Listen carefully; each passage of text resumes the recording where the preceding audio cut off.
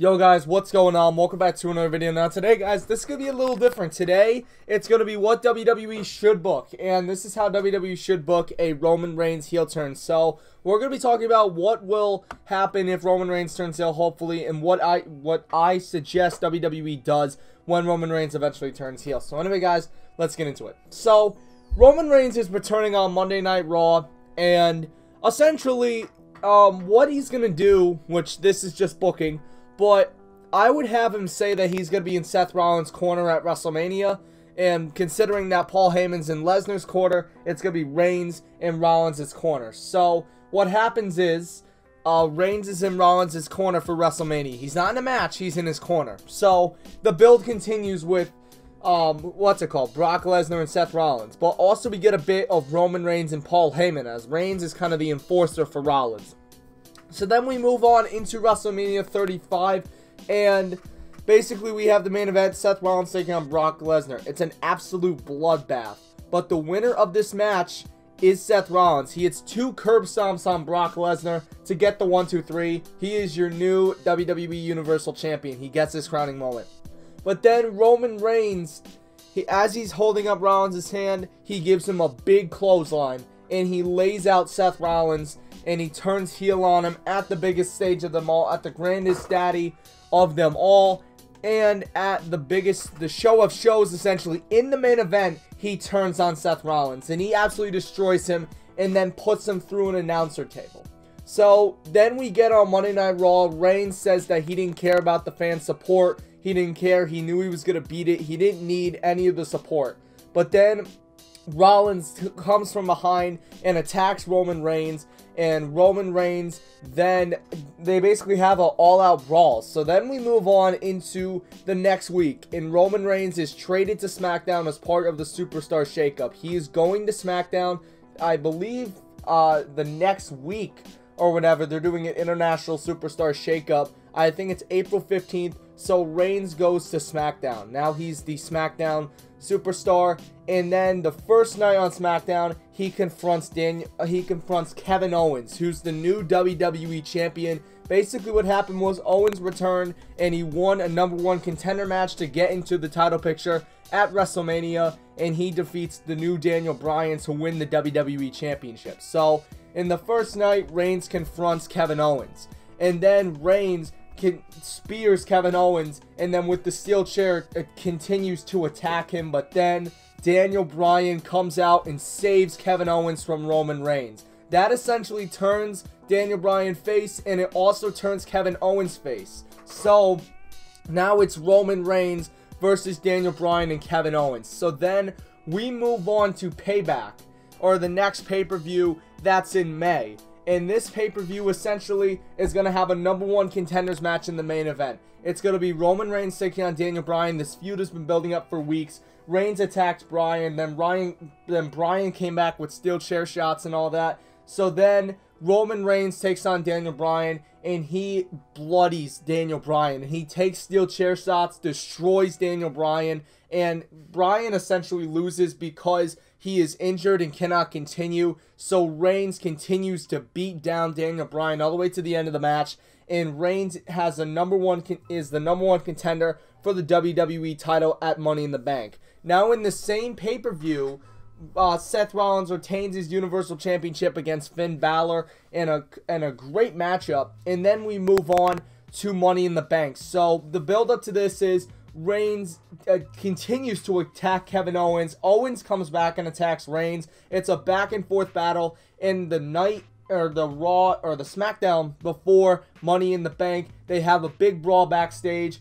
and Reigns is put through a table by Kevin Owens because he is frustrated of Reigns, and he's tired of Reigns continuing to attack him and trying to injure him all the time. So and now it's a question on whether Reigns will compete at Money in the Bank or not, because he suffered broken ribs. But he comes back, and then he spears Kevin Owens, essentially, and Kevin Owens kicks out, and they have an incredible match at Money in the Bank.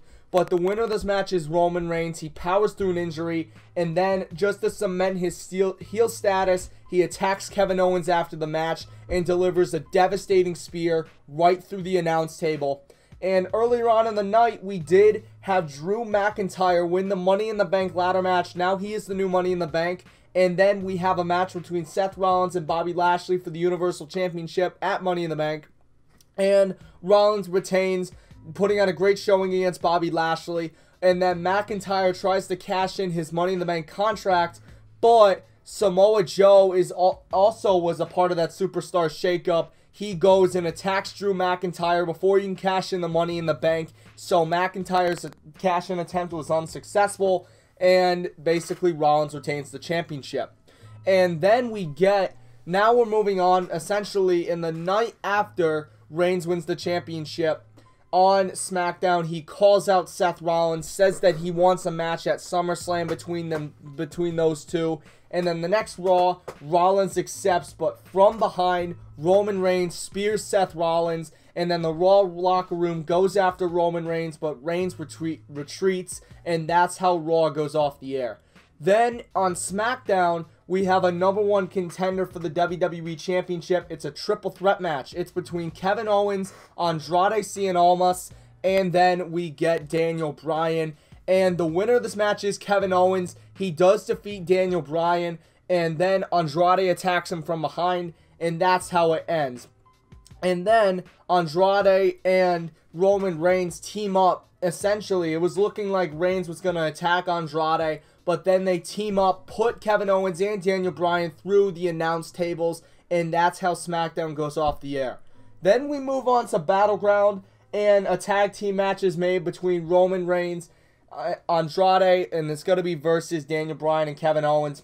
Incredible match, incredible match, but the winners are Daniel Bryan and Kevin Owens. But then after the match, Andrade and Roman Reigns continue to beat down those two, and they give him an injury. Kevin Owens suffers a broken leg because Roman Reigns puts his leg into a steel chair, and does a dive off the top rope, and breaks Kevin Owens' leg. And then Andrade hits Daniel Bryan multiple times with the steel chair. He suffers broken ribs and also a torn pectoral muscle, but also he suffers a broken arm as well because his arm was put in a steel chair, and Andrade jumped off the top rope and delivered a broken arm to Daniel Bryan. So now Bryan and Owens are written out a storyline for the match, and Kevin Owens essentially has to be stripped of his #1 contendership. So basically, we don't get a contender at Battleground, and instead there's going to be a match on SmackDown for the WWE Championship, and Kevin Owens decides to give his title match to Sami Zayn. Sami Zayn actually comes over to SmackDown once again. Sami Zayn competes for the WWE title against Roman Reigns, and Andrade declares that he is in Roman Reigns' corner, and basically he's in his corner for SummerSlam. So now we have Roman Reigns and Andrade teamed up, and Andrade and Reigns, Reigns essentially battles Sami Zayn for the WWE Championship on the SmackDown 2 nights before the SmackDown that's like 2 weeks before SummerSlam. Roman Reigns defeats Sami Zayn, delivers a spear, and then Andrade and Reigns attack Sami Zayn and deliver steel chair shots and all that. But then we get Kevin Owens to come out, saves his best friend, and that's how it ends. So now we're at SummerSlam, and actually we're gonna go to the payoff show before. And on Raw, Seth Rollins declares that he's gonna beat Roman Reigns senseless. But from behind, we get Roman Reigns and Andrade attacking Seth Rollins once again. And this is just the same old story, but Rollins actually fights back against Reigns and Andrade. Rollins drove Andrade into the steel ring post and then power bombs Roman Reigns through a table, and that's how we end the show, the payoff show, with Rollins standing tall. And nothing really of substance happens on SmackDown. Now we move on to SummerSlam, and the main event is Roman Reigns with Andrade and Zelina Vega, who, by the way, is in Reigns' corner as well, taking on Seth Rollins for the WWE Championship. But not only it is announced that it will become the Undisputed Championship. So it's the Universal title and the WWE title combined. And Rollins, this is a very hard-fought matchup. Reigns almost broke Rollins' leg, but Rollins did actually get a leg sprain, so now he's playing that off during the match, and he's hobbling. But then at the end of the match, basically Rollins kicks Reigns right in the head. Reigns falls right into Andrade and Zelina Vega, taking them both out of the equation. Rollins does a suicide dive on Reigns, pulls him back on the ring, and delivers a curb stomp. And here is your new undisputed champion, Seth Rollins. Roman Reigns is distraught, but he will not let Seth Rollins get the best of him, so he kind of lets it be. But he will get his revenge. And that's how SummerSlam ends. Rollins overcomes all the odds.